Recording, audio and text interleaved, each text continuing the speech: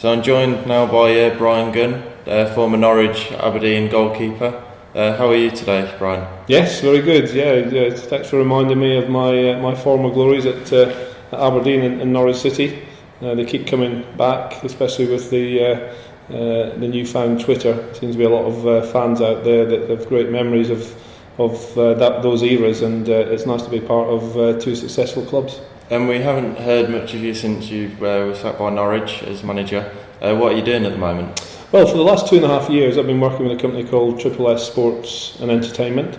We're a management company who look after football players and also people in entertainment.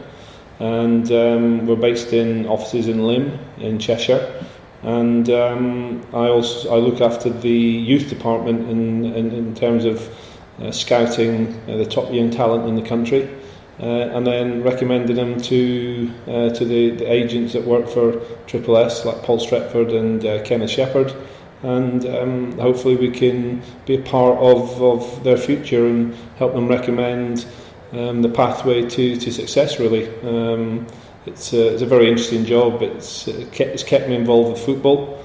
I watch probably 6 to 8 games a week.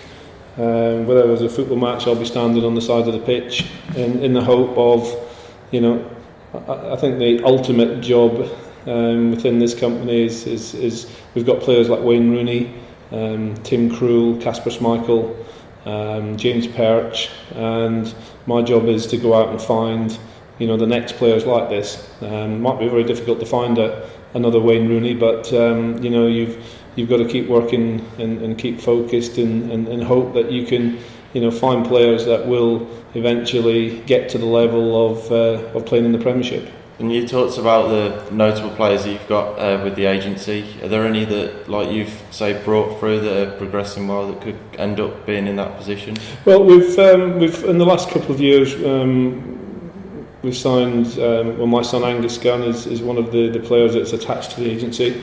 He's a goalkeeper at Manchester City and developing very well.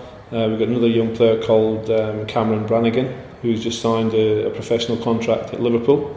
And we took Cameron on at the age of 15, and we started watching him when he was 15, and then he's progressed through the youth teams at Liverpool, and now he found himself more recently on the bench for the first team when they played in the FA Cup recently. So these are the types of players and the standard of players that we're looking at, and it's only a matter of time before these managers will need to play young English players, young British players in their squads, and hopefully we're out there spotting the best of the talent coming through. Okay, so if we go to before your career started, how did you first get into football? Well, I was brought up in a farmyard in the far north of Scotland in a place called Thurso, and the farmhands used to play football and kick a ball about during their tea breaks and their lunch breaks. So when I was a very young boy, probably 3-4 before I actually went to school, I used to go out and kick a ball with these guys and dive about, in the cowpats and different things like that. And it wasn't really until I went to school in a place called Invergordon that we started doing football training, and it was ironic that my dad was actually the coach of the team as well. He helped the headmaster take the team, and unfortunately there was another boy who was a very good goalkeeper who was older than me, so he was the first choice goalkeeper. But if he was unavailable, I seemed to get in there. But that was quite tricky, having your dad as manager. Sometimes it put an extra bit of pressure on you. Okay, and were you always a goalkeeper? I'm not always a goalkeeper. Obviously, when I didn't play in goals for that team, I was always sort of an outfield player. When I went to the secondary school, I played in a number of positions for the school teams. I played at centre half, played at centre forward, played in goals. So it just gave me a good opportunity to work on fitness and play different positions. But it was quite difficult at the end of a weekend. Normally we play a game on a Friday night, a game on a Saturday morning, a game in the afternoon on a Saturday, and then another game on Sunday. So by the time Sunday night came, it was very fatigued and cramped, and it was a much needed hot bath before going back to school on the Monday. I saw a quote that Sir Alex Ferguson said, and talking about you played in a reserve match outfield once and scored. I did, yeah, in the build-up to, I think it was one of the Scottish Cup finals. Sir Alex rested a lot of players from the first team, so a lot of the young reserve players played in the first team. I actually played for the reserves that day at centre-half against St Mirren, and remember a cross coming in and went up for a header and put it in the top corner and went off on a victory run. There was only a couple of hundred people at Pittodrie that day, but Alex Ferguson was one of them, and he never forgets that. He always gives me a mention, sometimes winding me up saying I was a better outfield player than I was a goalkeeper, but I'm sure he doesn't mean that. It was good fun to play in. Actually, I came off the pitch that day with 6 stitches in my ankle, so it was probably not my most memorable day, but it was great fun scoring a goal. So I take it you were looking forward to going back in goal after this? Yeah. Well, it was a position where I was getting paid to play, so it made sense to do that. But it was good to have people like Alex Ferguson and Archie Knox as teachers, as coaches, to put us in our sort of early start in football. And when you were first spotted by Aberdeen, how did that come about? Well, as I say, I lived in the far north of Scotland, about 200 miles away from Aberdeen, and I used to play in the select team, the North of Scotland Select, and we played against Aberdeen schools. And I think on the day we got beat 8-0, but I was told after the game that it could have been 18-0, and obviously made a number of saves on the day, and then the scouts from Aberdeen were at the game as well, and they asked me to come down to Pittodrie for the school holidays to have a trial. Myself and a lad called Eric Black, we lived close in the north of Scotland, and we both went down on the same week, and we both came back as schoolboys for Aberdeen. So every school holiday after that we went down to Aberdeen for coaching, for games, before we finally signed professional or apprentice forms at 16. So that was 2 years as schoolboy for Aberdeen. So it was a great experience, and sort of set us up, for our professional career. And when you were at Aberdeen, you worked under a certain Sir Alex Ferguson. Did you know that he'd go on to be one of the great managers, and what was it like to work under him? Well, it was only Alex Ferguson when we first started at Aberdeen. And it was evident that he was very passionate, very committed, and very focused in the job that he wanted to do. And his first job was to get Aberdeen to the top of the tree in Scottish football. He did that very quickly. I think he took on his job at Aberdeen in 1978-79, and within 2 years, or within 1 year, Aberdeen won the league. And then within 2 years they were winning the league and the cup and multiple trophies. And then, in 1983, I suppose his finest pinnacle as manager of Aberdeen was beating Real Madrid in the Cup Winners' Cup final, as it was called then, in Gothenburg. And I was very fortunate to be part of that squad and number 2 goalkeeper to Jim Leighton. I think then everybody knew that he was a manager capable of winning the big trophies. As I say, he was focused and committed and passionate, but when a club like Manchester United come knocking on the door, it's very difficult to turn down. And I know that the Aberdeen chairman at the time, Dick Donald, fought tooth and nail to keep Alex Ferguson at Aberdeen at the time. But the lure of Man United was too big, and as soon as he went there, well, I actually left to go to Norwich in the October of '86. Alex Ferguson went in the November of '86, and my second game for Norwich City was against Manchester United at Carrow Road. We drew 0-0. I was given the man of the match champagne, and he was shouting and swearing at me, even though we'd known each other well for 10 years previous to that. He was very passionate about his new club, and although it took him a few years to turn it round and get it in the way that he wanted it, there was no doubt that once he won his first trophy, he would go on to win many more. And including you, there's been a lot of managers players that have gone on to management, like Alex McLeish, Gordon Strachan, as well as a lot of Man United players. Do you reckon there's a reason to that, or is there a Fergie effect? There is a Fergie effect in terms of when you're a young player. We used to be sent to a lot of coaching courses. In Scotland there was a place called Largs, which was where the Scottish FA put on their coaching courses for senior players who were going to the end of their career, managers who wanted to get more experience in coaching. And we used to go down as young players to be guinea pigs and to be moved around in different training sessions. So after maybe one or two visits like that, Alex advised us to go in and do our own coaching badges. So at a very young age, I think at the age of 23, probably got my first coaching certificate, and a number of the other Aberdeen players, Eric Black, Neil Cooper, who were my age at the time, the same age, went on these courses with Alec McLeish, Willie Miller, Gordon Strachan. Mark McGee went into management as well. Billy Stark, who is currently the Scotland under-21 manager. And you mentioned the fact that when he came to United, it's had the same effect on the players there. And it is, you learn from the master, and you're hopeful that you can put a few of those tricks into practice. It works for some and it doesn't work for others. And although you didn't play in the two games, what was it like to be involved in a team that won 2 European trophies?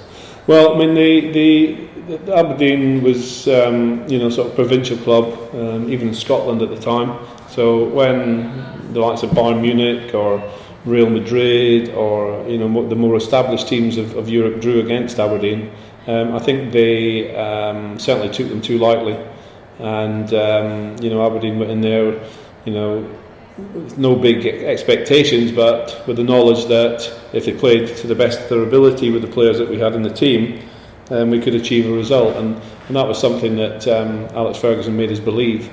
Not to be part of the team was very frustrating because they were obviously very successful at the time, but to be part of the squad that was travelling all over Europe, winning Cup Winners' Cup, the European Super Cup against Hamburg, was a great experience and something that I took into my professional career at Norwich City, and it helped me greatly when Norwich City qualified for Europe.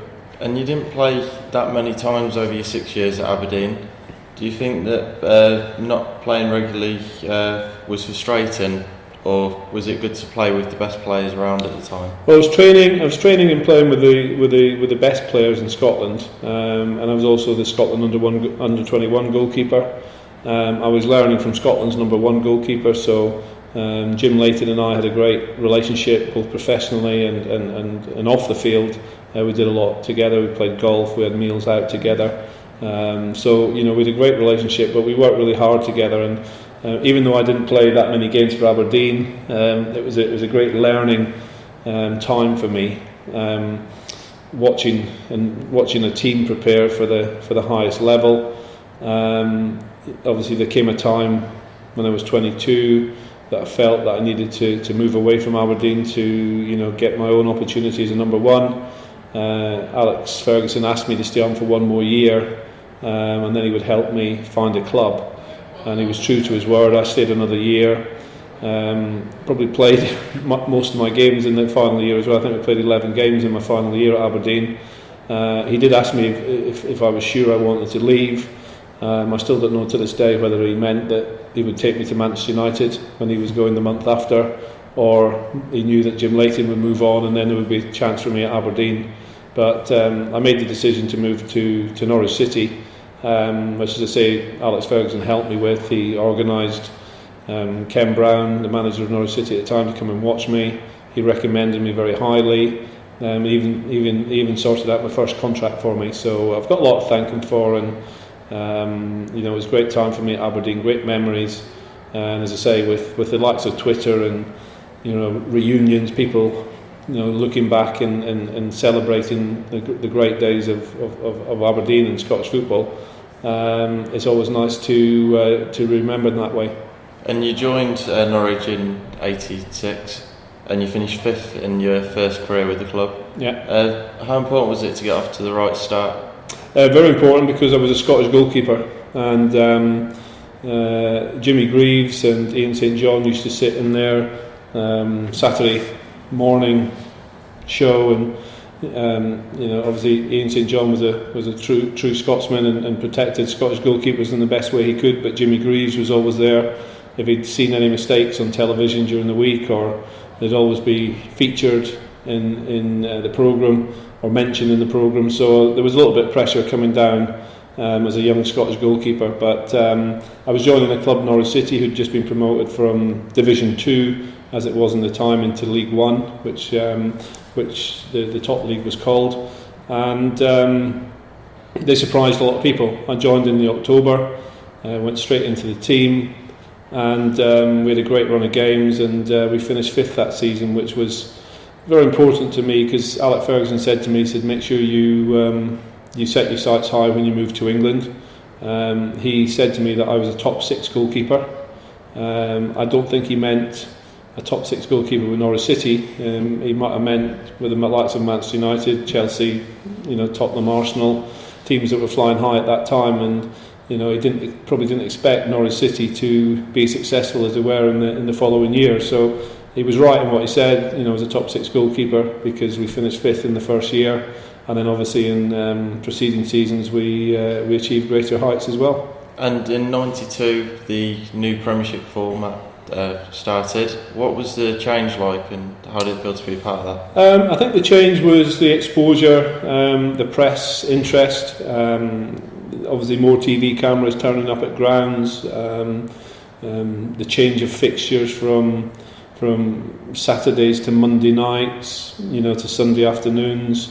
There was a lot of that at the beginning. The razzmatazz, I suppose, that came with it all. There was every Monday night live game. They had massive razzmatazz build up to the games, and again we had a great season. We had a great start that year. I think we were 10 points clear at one stage in December, going to Old Trafford, and had we won that game, it might have given us a great platform to go on and achieve even greater things than we actually did. But Man United beat us 1-0 that game, and they clawed the gap back. But we sort of pushed them all the way to the final stages, and were unfortunate, probably with the depth of squad that we had, that injuries and suspensions probably cost us more than it did other teams. And as things were looking good on the field, your daughter Francesca was diagnosed with leukemia at just the age of 2, and sadly passed away in the autumn of '92. Firstly, was there ever a point when you were considered taking a break or retiring? It was a difficult time, but at the same time, Francesca went through a lot with her treatment. I juggled things between taking her to hospitals and football training, and obviously preparing for the matches on Saturdays, but it worked well. Mike Walker was obviously very sympathetic to the situation, as was John Dean, who was the first team coach at the time, and we did special training sessions in afternoons or early in the morning, just to make sure that the fitness levels were good. And we managed to continue to achieve good results. So it didn't interfere with anything. It just made it a little bit more hectic. But obviously the pressure of Francesca's illness and the fact that she passed away, put a burden on the family. Obviously my wife Susan, it was our first child. But for me, football was a great release. It was a great way of getting out on a football pitch and forgetting about the strains and the pressures of family life, and it certainly helped me through the whole scenario, and we felt that by not playing we would let Francesca down, because she used to come to games, she used to watch me play, she loved coming to the home matches and playing with other children. So we just thought that the best thing for me to do would be to get back out on the pitch, and I'm obviously delighted to this day that we made that decision, because had we gone the other way and decided to have a break, we don't know where we could have ended up. But certainly, that season, We started a charity very quickly the following year, with great support from not only my teammates but from clubs across the country, in support of doing charity events or donating things for auctions. So the football industry really got behind it. So I think for me that was pleasing and was a way of helping me get over it. And did what happened make you think about your life in general and football differently? It's certainly life changing, thought provoking. There's more to life than just football, and that was evident throughout the whole probably year that we were going for treatment and before she passed away. So yeah, I mean it freed up a lot of pressure, which sometimes people are under, but ultimately it's probably one of the worst things that can happen to anyone is losing a child. And we Susan and I obviously have more children. Francesca had a bigger sister in Melissa, and then obviously Angus has come along as well. So you have to refocus and help those young people move on in their life as well. And as parents, that's what we did. We went back out the next day, and Melissa was obviously our priority, but Francesca was never far away in our thoughts, and she still is to this day. Over 20 years later. And after she passed away, you played just days later against QPR. Was that your way of dealing with what happened, and how much did it mean having the fans on your side? Yeah, I mean it was a big sort of debt of gratitude from the fans, or to the fans, and the fans' reaction was incredible. Not only from Norwich City fans but from QPR fans who played QPR on the day. There was a number of players on the QPR side, including Ian Holloway and Les Ferdinand, who at the time had young children of their own, and were sympathetic to everything. But on the pitch, you've 90 minutes then to go out and do your job, and thankfully at the end of that we came off with a victory. So it was a great way to dedicate the return to Francesca. But it was also nice that the fans had special thoughts and letters of support, and as I say, supported the charity for many years to come after that. So delighted that it turned out the way it did. And that season, as you said, you were top by some distance, but ended up finishing third. Do you feel that maybe that was a chance missed, winning the title that season? And did you ever expect to achieve what you did with European football as well at Norwich? Well, I think that would be Norwich City's best ever chance of winning the Premier League. I don't think unless somebody comes in with untold amounts of money, investment in the team, infrastructure at the club, it was our chance then to do it. But Alec Ferguson was the manager of Manchester United, Ron Atkinson was the manager of Aston Villa, and we had a smaller squad than both those clubs, and I think that was probably one of the things that went against us. But those other clubs had good experience as well of international players playing for the team, used to the pressures of being at the top of a league or challenging for a trophy, whereas we probably had that inexperience and we just let ourselves down with 5 games to go. We didn't have a great run of results at the end, and Manchester United, probably that was the start of their control of British football. They won all their games, nobody could touch them, and it was just that ruthlessness at the end that we were lacking. And unfortunately, we never got another opportunity to get to those levels. The season after, obviously we qualified for Europe, which was a great experience, beating Vitesse Arnhem in the first game of European football at Carrow Road, drawing the second game, so we went through and to draw Bayern Munich. and then the two great games we had against those at the Olympic Stadium and Carrow Road, and then finally to go out against Inter Milan, who I believe went on and won the trophy that year anyway, playing against the likes of Dennis Bergkamp and Walter Zenga, who's the goalkeeper, Ruben Sosa, great international stars. It was a great experience, and one that nobody can take away from myself or any of the Norwich City players in the squad at the time. So the fact that we finished third, obviously gave us that opportunity, and we again, we have memories of 20 years since Munich just passed. The Norwich City fans, have great memories of that, and apart from more recent wins of championships and getting promotion to the Premier League, that's still a big part of Norwich City's history. And you mentioned the games against Museum. Just talk us through that night at the Olympic Stadium. Well, it was a surreal night, really. I mean, we went there the day before, and we went to training the night before. A lot of the players had never trained in a stadium like that. The five-a-side match at the end of training lasted longer. I think they were even flicking off the floodlights at one stage to try and get us out of the stadium. Everyone just enjoyed being there, and we were obviously desperate to make it a success. And the next night we went out on the pitch, and we were set up to keep the game tight, not to concede too much space, not to probably give too many goals away, and hope that we still had a chance in the second leg.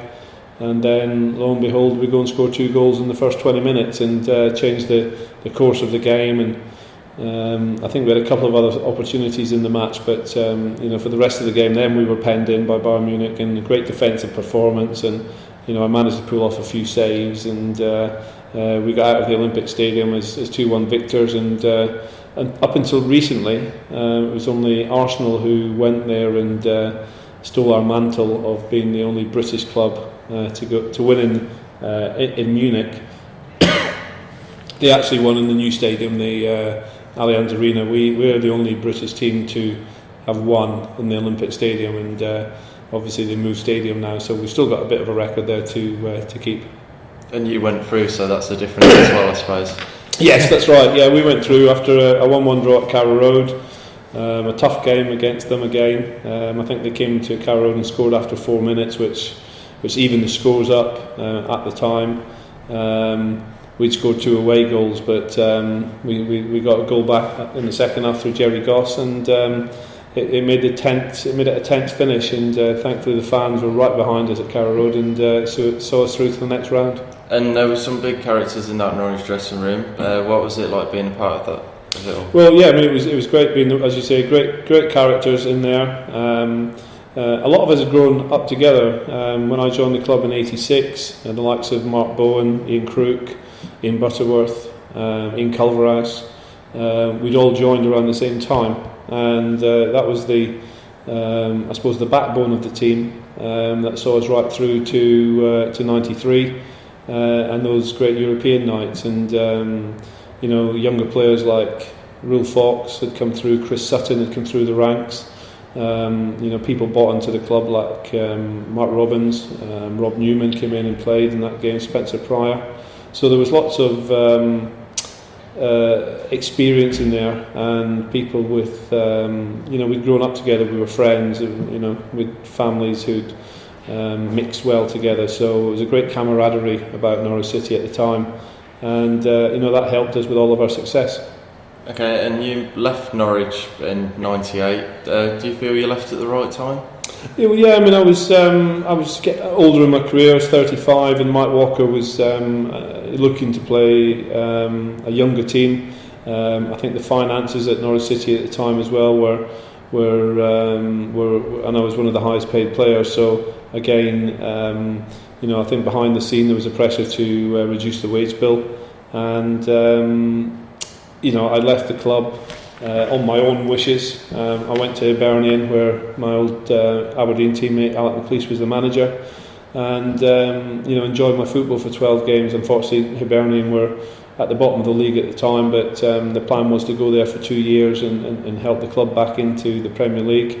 So after 12 games, To be offered a 2-year contract was great with Hibernian, but unfortunately I broke my leg in the first week of pre-season training in '98, and never played first team football again. And in March '99, through consideration with the doctors, decided to retire from the game. And as you said, you were managed by Alex McLeish while you were at Hibs. Was it weird being managed by someone that you played with? It was, but I knew Alex's character. I knew what type of person he was. He was a very good coach, very good manager. I'd been in coaching sessions and coaching courses with him. And obviously I was an experienced goalie. I was 35 myself, so I was only a few years younger than him. So I think he used my experience in the best way possible as well, with a lot of young players at the club at the time. And it was no coincidence that he went on to manage at the highest level in Scottish football with Rangers, winning trophies and medals with them. Obviously managed at international level, and more recently in the Premier League. And it was no surprise that he is considered as one of the top managers that has come out of Scotland. Okay. And as you just mentioned about breaking your leg as well, how long do you think you could have played if that didn't happen? Well, I actually broke my leg twice. So I broke my leg in 1994 when at Nottingham Forest. We were 7th in the Premier League at the time, and at the end of that season, unfortunately, Norwich got relegated in 94-95 season. So I broke my leg then. Came back from that quite successfully. Played under Martin O'Neill, Gary Megson, Mike Walker again as managers. And then went to Hibernian. So I think it was the second leg break definitely on top of the first leg break. It was going to be difficult to continue to play at the highest level. And obviously when the doctor said that this is not going to get any better, it was an easy decision. And although I'd played only 12 games for Hibs, and they were very memorable occasions. We had a clean sheet at Celtic Park when Celtic were fighting for the league in front of 60,000 people, playing at Ibrox, and being one of the goalkeepers who, I think the record has not been very good for the last 10-15 years of winning against Hearts after John Robertson had scored. So great memories of the time at all my football clubs, although I say 12 games at Hibs, there's still a lot of people who get in contact and remind me of my time there as well. And over your career you made a handful of appearances for Scotland. Was it frustrating being with the squad but never really getting a proper chance to prove yourself? Yeah, well, I think it was in an era where Scottish goalkeepers were respected. Obviously I'd come down to England and sort of remove some of the impressions that people had and thoughts on Scottish goalkeepers by helping Norwich City finish 5th, 4th excuse me, and 3rd in the Premier League, but also coincided with Jim Leighton, who was my number 1 keeper at Aberdeen, and also the emergence of Andy Gorham. And if it wasn't for those two guys, I would have had over 50 caps for Scotland, I reckon. I was always sort of a backup, either a number 2 or a number 3. Probably one of the great memories of my time with Scotland was being included in the World Cup squad that went to Italia '90. But to have played 6 games for your country, my mum and dad came to my first game against Egypt at Pataudry. 20 odd family and friends, so to be standing there singing the national anthem in front of them, was a very proud moment. So again, it's something that you achieve in your football career, and nobody can take it away from you. And you talked about the memories of playing for Scotland. There's a story about you and Roberto Baggio. Could you just tell us about that? Yeah, one of my games was against Italy in the Olympic Stadium in Rome. After the game, after a 3-1 defeat, unfortunately, I swapped goalkeeping tops with Pagluca, who was the Italian goalkeeper at the time. And then afterwards I spotted an opportunity as we were getting onto the team buses. Roberto Baggio, I could see, was getting onto the Italian bus and I was on mine, and I ran out and got got him to the front of the bus and asked if he wanted to exchange ponytails. I spotted a long hairstyle at the time, and he had slightly longer and slightly bushier hairstyle. And he went into his bag and took out a couple of his hair bands, and I proceeded to wear them in the Premier League games that come up after that. So one of the unusual swaps in football history, but one that was quite funny.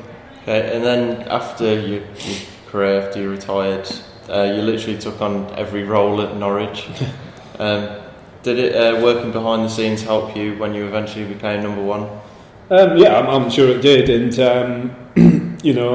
I was very lucky enough to be asked to come back to Norwich City and work in a capacity within the commercial department. Representing the club and the community.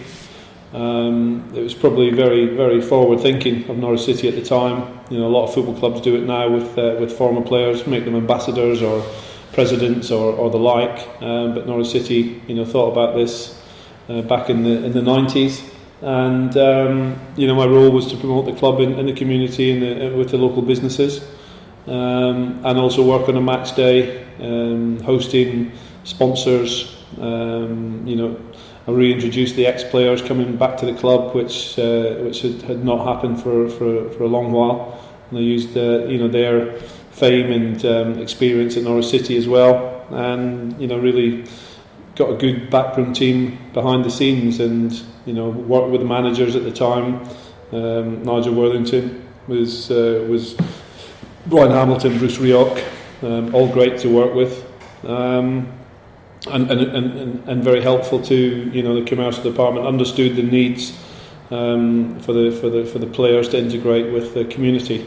So that was great to be involved in that. Then Peter Grant took on the manager's job. He invited me back to the football department to work as his club liaison, and I worked, ironically, speaking with football agents, other managers, other clubs, worked very closely with the chief scout in organising players coming into the club, and really used my office experience in the commercial department, in the football department as well. So and then Glenn Roeder came in as manager, and he made me head of player recruitment, and again I was out watching games, out watching players, recommending players to the manager, obviously working within his budget at the time. Worked very closely with him, ended up being his goalkeeping coach as well for 6 months. So gaining great experiences all the way along, and then ironically, when Glenn was asked to leave the club, I was given the opportunity to look after the team against Barnsley as caretaker manager. We won the game 4-0.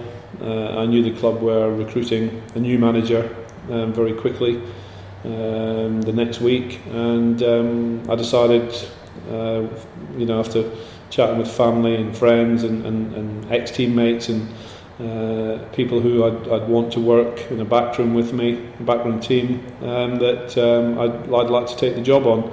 And it was a great experience, apart from ending up being relegated. I think took on a club that were sitting at the bottom end of the championship at the time. There were still 19 games remaining that season, and we got off to a good start. Victories, draws, had a 5 or 6 game unbeaten run, and then had a couple of defeats. And then we had a bad end to the season, so unfortunately the bad end to the season was the one that contributed us to being relegated, and disappointment, obviously, having worked, played, committed myself to Norwich City for many years to be the manager that took them down to League One. So that's something, unfortunately, that is in the history books. But for the width of a post, a refereeing decision, a couple of players that unfortunately got injured, we should have stayed in the Championship that year, but it was a great experience. Carried on in the job the following year, following season. Managed to sign 12 players, and then unfortunately, after a very good pre-season, our first home game of the season against Colchester, we got beat 7-1, and it went rather wrong. So we followed that up with a 4-0 victory against Yeovil in the League Cup. But there was a new chairman at the club, a new chief executive had come in during the summer, and they decided a change was needed and introduced Paul Lambert as manager. So it was great to see Norwich City go on and win the league that year. That was our plan, was to win the league with the number of players that we brought in, the budget that we had.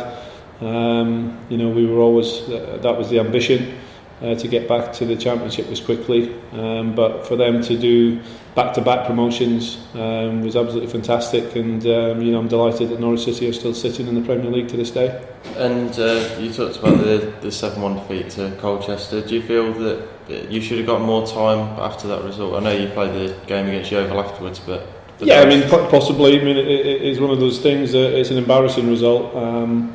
And a more frequent result these days, teams are seem to be getting beat by heavier results. But I can understand the reasons why the board or certainly the chairman and the chief executive wanted to make the change.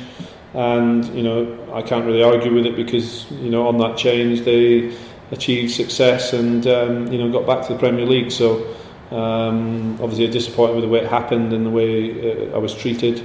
But you have to move on in life, and I have, and Norwich City have, and as I say, I'm delighted that they're doing so well in the Premier League.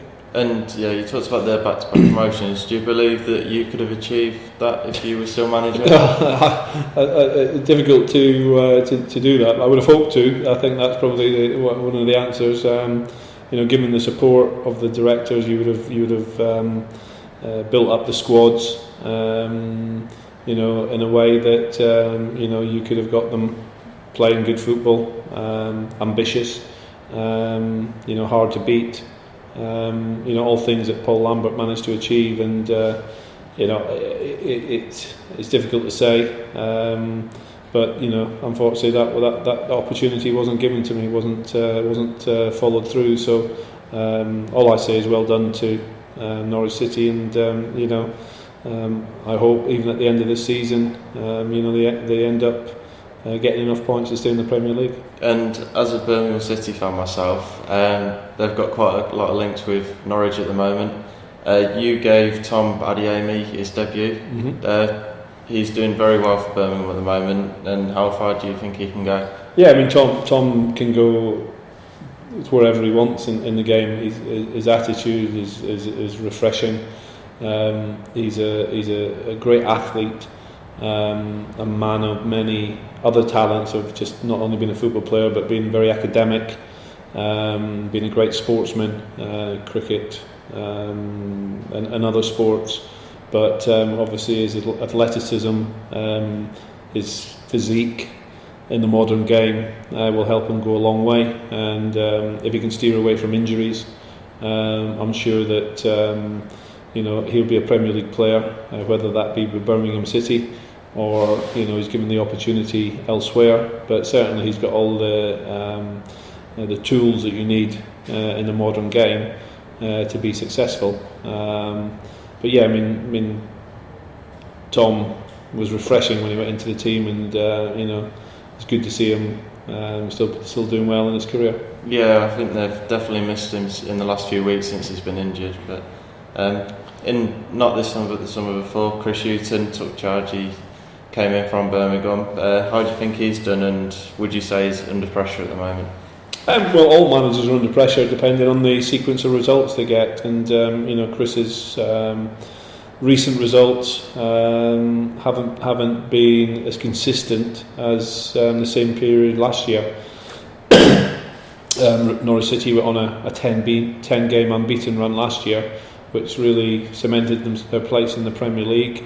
This year, it's a little bit been more stop-start. Win one, lose one, draw one. Whereas the season before they were more consistent. But they had a great victory last weekend and against Hull. They'll be expecting to win, as many home games against their sort of relegation challengers as they can, and the home form is going to be crucial for them, and hopefully that they will see enough points. Chris Hughton's a great football man. I've met him on many occasions, and he's a gentleman, and somebody you want to see be successful in football. And then this summer he signed Nathan Redmond from Bryan Gun. How do you think he's done so far? So far, he's been in and out of the side, but he's certainly got qualities of a Premier League player. His pace is electric. He's exciting when he runs at players. Probably just his final cross, his final finish is probably something that he needs to continue to work on. And I'm sure that Chris Hughton and Paul Trollope, Colin Conderwood, the rest of the coaching staff down there will be working hard with him. I know that's something that they do as coaches. They do individual practices as well, and that's something that a player like Nathan Redmond will benefit from. And he just needs to get that consistent level now that we'll see him not only do well for Norwich City, but potentially get into the England squad. There's a funny story about that, actually. Jerry Gill, who is now the Norwich scout. Yeah. I was at a Q&A with him, and he was in Redditch, and he announced, when they asked him what he did, that he was a Norwich scout working in the Midlands an hour after the club had announced that they'd accepted an offer for Redmond from Norwich. So it didn't go down too well, that. I can imagine. But as you talked about earlier, you do a lot of charity work for the Leukemia Appeal. Could you just talk to us about that? Yeah, it's something we set up after Francesca passed away, and the Bryan Gun Appeal was raised over £1 million. There've been projects put in place, community sisters, funding for equipment at the local hospitals,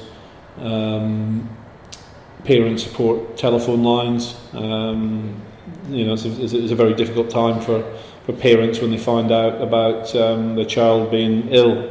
So we set up a support line which covers that, and really just trying to support as many people through the horrific illness that leukemia is. And I suppose the biggest testimony would be that one day we find a cure through one of the projects that we set up, and that would be the biggest testimony to Francesca that we could ever hope for. And your profile in the game, do you think that's helped with the amount of money you've raised? Well, yeah, being local to Norwich for over 20 odd years, certainly in the area, that helped. But as I say, when we approached clubs nationally to support us, they were only too happy to do that. So I think, the Norwich City, the profile of myself playing international football, obviously there was a lot of media attention around the time as well, so it all helped to raise the profile for leukemia. And as I say, the testimony would be if we do find a cure in the not too distant future that can be linked to one of the projects that we put together. Okay, and if we look to the future, would you be interested in working in coaching or management again, and have you applied or been asked to get another job? Good question, but at the moment I'm happy in my role at Triple S. So it's given me an opportunity to work in a football environment, albeit working on the side of the football agent as opposed to the football club. I still link in with football clubs on a daily basis. To go to a game, to attend a game, you still have to speak to club secretaries. We have a lot of players here who are attached to football clubs that I go and watch, make sure they're still at the standard that they set out at the beginning of their contract, and then we're always on the lookout for more players as well. So it's a contacts game, really, football. You need to have contacts at every level, whether that be from the scouting level right up to the chairman and the chief executive. And if you've been involved in football at a high level, you'll have come across those type of people, you'll meet up with those type of people. Obviously managers. I'm a member of the League Managers Association, former member of the PFA, So I understand the game, but I'm enjoying the role I'm doing at the moment. It gives me an opportunity to watch my son Angus, who's developing as a young goalkeeper at Manchester City. It gives me an opportunity to go and watch a lot of youth football, but also international football as well. I was recently over in Munich watching Manchester City under-19s play Bayern Munich in the afternoon, and then watch the senior match in the Champions League in the evening. So it's given me an opportunity to travel. Angus and I went to Doha at Christmas time when he was selected for Iker Casillas and Aspire Academy goalkeeping summit. So there was 20 goalkeepers from all over the world there, and I was given the opportunity to travel and see the facilities they've got in place there, which will obviously be part of the World Cup calendar in 2022. So the role I'm in at the moment is exciting, and it's given me the opportunity to keep involved in football. Okay, and as you said about your sons at Man City, how far do you think you can go? Because being at that CS academy, that must have been some achievement already. Well, yeah, I mean, he's obviously came through the structure at Norwich City, which is a very good structure. And recently, last year, we saw them win the FA Youth Cup, and that was actually the team that Angus was attached to, was playing with. His ex-teammates there did a fantastic job winning that. So he decided to move on to Manchester City. It was a great opportunity for him to join a club with ambition. And the finances to compete at the top level, at the highest level. It's something he's developing now. He's only 17. Actually, he's 18 this week. So it's great that he can learn in the same environment as England's number one, like Joe Hart, obviously Costel Pantelion, Richard Wright. And Ian Lawler and Angus are the next goalkeepers behind that. So they're at a club which are ambitious, are successful, are competitive in world football. So I think that he's in a good place at the moment. He's highly regarded as England prospect.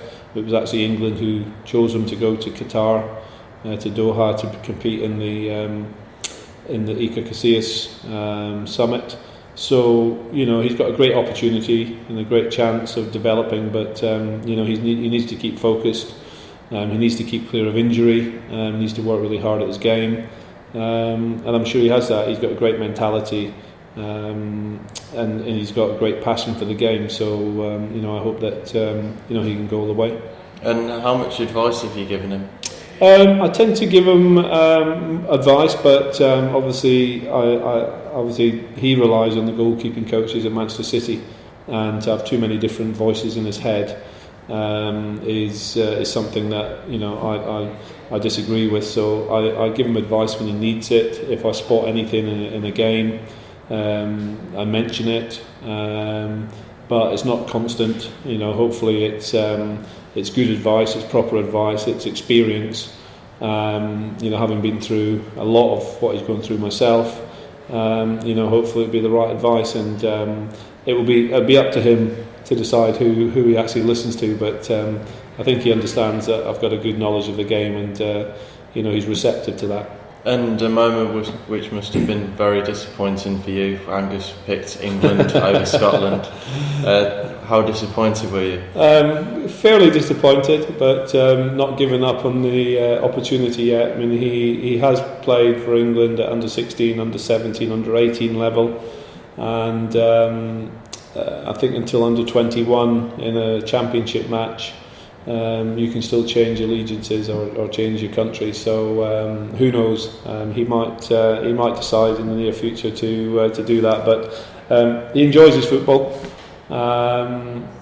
He's very proud to be representing England, and obviously he was born in Norwich. I tried my best by naming him Angus, but he still decided to stick with the three lines at the moment. But I'll be trying to get him onto that Scotland badge up until the day he makes his sort of full international debut.